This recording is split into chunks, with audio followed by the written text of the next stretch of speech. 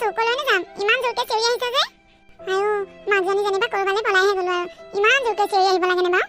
অ' মা, মোৰ বাৰ্থডে কাইলৈ হ'বলা দেখোন। অ' কাইলৈ, সেই কথাটোৰ কাৰণে চিঞৰি আহিছে নেকি? অ' মা, মই সেইকাৰণে চিঞৰি আহিছোঁ। অ' মা, কাইলৈ মোৰ বাৰ্থডে কি খোৱাবানো? এই হাতত পইচা পাতি এটকাও নাই। নহ'ব দেই, মই সেইবোৰ নাজানো। মোৰ প্ৰতিবাৰ বাৰ্থডে তই পইচা নাই কৰিয়ে ঠগি থাক। কাইলৈ জোনমণিও বাৰ্থডে, তাৰ কাৰণে বাপেকে একেবাৰে ডাঙৰ কেক এটা আনিছে। আনক দে, সিহঁতে ধনী মানুহ, তাইৰ বাপেকে চাকৰি কৰে, সেইবোৰতে পইচা খৰচ নকৰিলে ক'ত কৰিব? মই সেইবোৰ ধনী দুখীয়া বুজি নাপাওঁ, এইবাৰ মোক মুঠতে কেক এটা লাগিবই। তইনো এইবোৰ কি কেক চেকৰ নাম কাঢ়ি থাক? এটা কেক আনিলে কিমান টকা লাগে জান? তোৰ বাপেৰে ইমান টকা ক'ত পাব?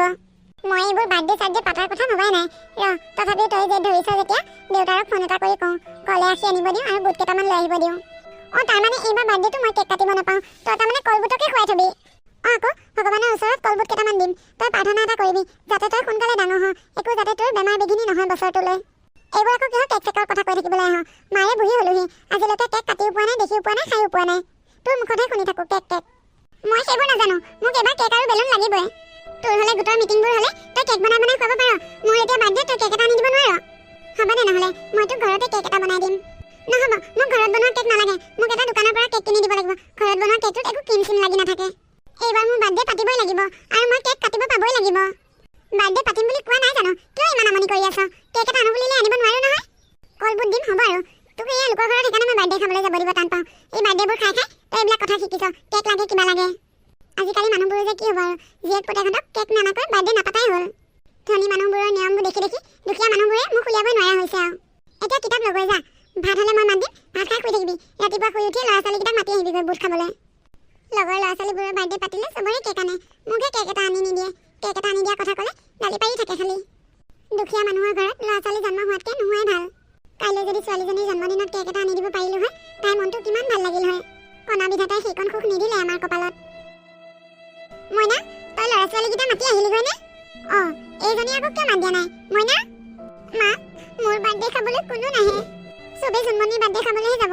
তাই কেক আনিছে যে মোক চবেই সুধিছে, তোৰ কেক আনিছে নে নাই? কেক আনা হয় সিহঁতেও আহিলে হয় মোৰ বাৰ্থডে খাবলৈ। মোৰ কেক অনা নাই বুলি কোৱাৰ কাৰণে সিহঁতে আমাৰ ঘৰত বাৰ্থডে খাবলৈ নাহে, জন্মদিনহঁতৰ ঘৰতহে যাব হেনো। মইনা, তই নেকান্দিবি। এই বছৰটো যি হ'ল হ'ল, অহা বছৰলৈ তোক মই যেনে তেনে হ'লেও কেক এটা আনি দিম দে। মইনা, বুট কলখিনি বাৰু আমি ঘৰতে খাম দে। এইবাৰলৈ যি হ'ল হ'ল, অহা বছৰ মই তোৰ বাৰ্থডেটো ভালকৈ পাতিম। ব'ল এতিয়া আমিও জন্মদিনহঁতৰ ঘৰলৈ যাওঁ বাৰ্থডে খাবলৈ, আমাকো মাতি থৈ গৈছে নহয়।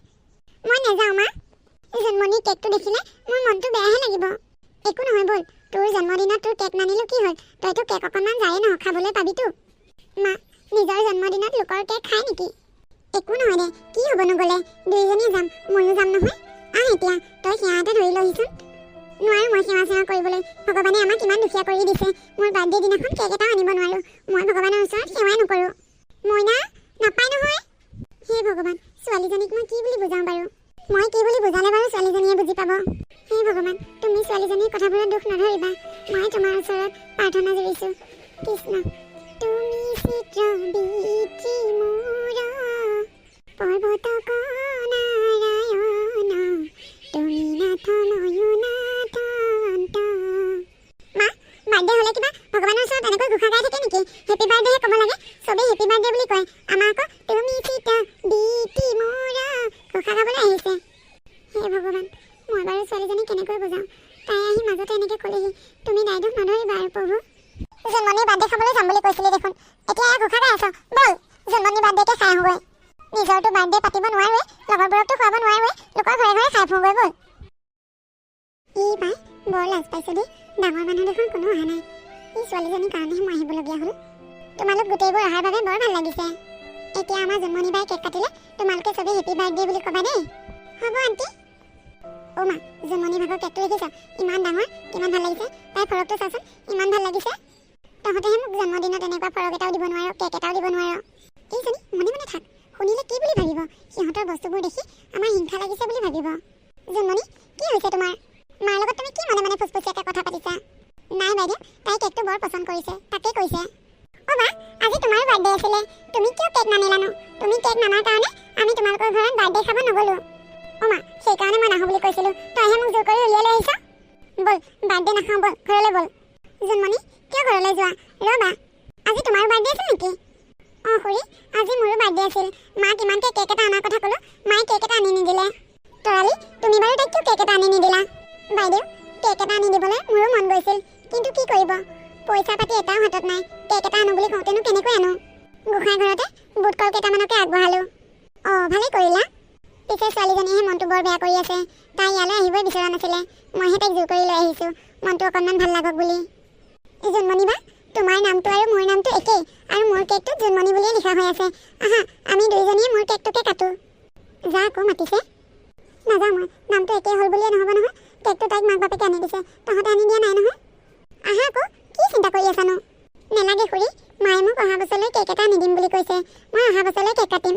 অঁ হয় নেকি? হ'ব দিয়া তেনেহ'লে, আমাৰ জোনমণিয়ে কাটক। তোমালোকে চবেই একেলগে ক'বা আকৌ দেই হেপী বাৰ্থডে বুলি। Happy birthday to you, happy birthday, happy birthday to you, happy birthday to you. ইমান সন্ধিয়া হ'লেই মানুহজন আজি কিয় কামৰ পৰা ঘৰলৈ অহা নাই বাৰু? আনদিনাতো ইমান দেৰিলৈ কাম কৰি নাথাকে, সোনকালে ঘৰ পাইহি দেখোন। আজি বা কি হৈছে মানুহজনৰ? অ' মা, আজি জন্মদিন কেকটো দেখিছিলি কিমান ডাঙৰ? অহা বছৰলৈ কিন্তু মোক তেনেকুৱা ডাঙৰ কেক এটাই লাগিব। তই আকৌ অহা বছৰলৈ বুটকল খুৱাম বুলি নাভাবিবি। তাই ফৰকটো মোৰ বৰ পচন্দ হৈছিল। মইনাও, দেউতা এতিয়ালৈ দেখোন ঘৰলৈ উভতি অহা নাই। দেউতাই বাৰু তোক যাওঁতে কিবা কৈ থৈ গৈছিল নেকি? একো কৈ থৈ যোৱা নাই। মই তোক জন্মদিন কেকটোৰ কথা কৈ আছোঁ, তই আকৌ দেউতাৰ কথাই চিন্তা কৰি আছ। মই কৈ থকা কথাবোৰ চাগে তই শুনাই নাপালি ন? ৰবি এজনী, মই দেউতাৰো চিন্তাত আছোঁ। তোৰ সেই কেকৰ চিন্তাত থকা নাই নহয়। সেইবোৰ দিনৰ কথা দিনতেই গ'ল, এতিয়া সেইবোৰ বাদ দে, দেউতাৰো কথা ভাব। আহচোন নহ'লে দুইজনী এবাৰ বিচাৰি যাওঁ। মই নাযাওঁ দেই, তই গ'লে যা। অ' মা, সৌৱা দেখোন দেউতা আহিলেই। দেউতা, তুমি সেইটো ফৰক কাৰ কাৰণে আনিছা? মোৰ কাৰণে আনিছানে? হেৰি, আপুনি বাৰু কিয় ইমান দেৰি কৰিলে আজি? মই বৰ চিন্তাত আছিলোঁ। এই মাজনী আৰু, মই এটা কথা সুধিছোঁ, মোৰ কথাটো উত্তৰ দিব নাপাওঁতে মাজতে কথা কৈছে। দেউতা, এইটো মোৰ ফৰক নে? দিয়াচোন মোক এবাৰ। বা, ফৰকটো ইমান ভাল লাগিছে। আজি জন্মদিনৰ ফৰকটোৰ সৈতে অকণমান একেই। মইনা, এই ফৰকটো মই তোৰ কাৰণে আনিছোঁ দে, পিন্ধি চাগৈ যা এবাৰ। আচলতে ফৰকটো মই কালিয়ে আনিব লাগিছিল, তই আজি ৰাতিপুৱাৰ পৰা পিন্ধি থাকিব পাৰিলি হয়। কিন্তু কালি মই সুধিছিলোঁ ফৰকটোৰ দামটোৰ সেই কোৱাৰ বাবে মই কালি কিনিব নোৱাৰিলোঁ। সেইকাৰণে মই আজি অকণমান দেৰিলৈ কাম কৰিলোঁ। পইচা কেইটামান পালোঁ যে, সেইকাৰণে ফৰকটো লৈ আহিলোগৈ। বা দেউতা, তুমি ইমান ভাল, মোৰ কাৰণে ইমান ধুনীয়া ফৰক আনিছা। মায়েহে মোক একো নিদিয়ে। হেৰি, আপুনি বাৰু ইমান ৰাতিলৈ কি কাম কৰি আছিল কওকচোন? মই কামৰ পৰা উভতি আহোঁতে মহাজনে ৰাস্তাতে ৰৈ আছিল। ধানৰ বস্তা কেইটামান বোলে দাঙিব লাগে, সেই বস্তাকেইটাকে কঢ়িয়াই দিলোঁ। সেই বস্তাকেইটা কঢ়িয়াই দিয়াৰ কাৰণে মহাজনে মোক পইচা কেইটামান দিলে। সেই পইচাকেইটাই দি মইনাৰ কাৰণে সেই চোলাটো লৈ আহিলোগৈ। দিনটো কাম কৰি আহিছে, আকৌ বাৰু ৰাতি সেইবোৰ কাম কিয় কৰিব লাগে কওকচোন? ইফালে মই ঘৰত চিন্তা কৰি আছোঁ ক'ত কি হ'ল বুলি। এনে নকৰিলোৱে হয়, মইনাজনীৰ কাৰণে ফৰক এটাও আনি দিব নোৱাৰিলোঁ। ইফালে তাইৰ বাৰ্থডেটো, তোমাৰ লগত তাই কেনেকৈ তৰ্ক কৰি আছে মই শুনিছোঁ নহয়। তাইৰ মনটো ভাল লাগিবৰ বাবে মই সেইখিনি কষ্ট কৰিলোঁ দিয়া। একো নহয় দিয়া। এতিয়া দেখিছানে নাই ফৰকটো পাই তাইৰ মনটো কিমান ফূৰ্তি? কেক এটাও যদি আনি দিব পাৰিলোঁ হয়, তাই আৰু ফূৰ্তি পালে হয়। তাই মনত সেইখিনি ফূৰ্তি দিবলৈ যাওঁতে আপোনাৰ কিমান কষ্ট হৈছে? হ'বই আৰু, কি কৰিবানো। দুখীয়াৰ দুখ জানো কোনোবা দিনাখন আঁতৰিব? এনেকৈ কষ্ট কৰি ল'ৰা ছোৱালীৰ মনত আনন্দ দিব লাগিব। তথাপি আপুনি জোখতকৈ বেছিয়ে কষ্ট কৰিছে। আজিয়ে যে এনেকুৱা কাম কৰিলে, আগলৈ কিন্তু এনেকুৱা কাম একদম নকৰিব। হাজিৰা কৰিলে বুলিয়ে সেই দুমনীয়া বস্তাবোৰ দাঙাটো কম কষ্ট নে?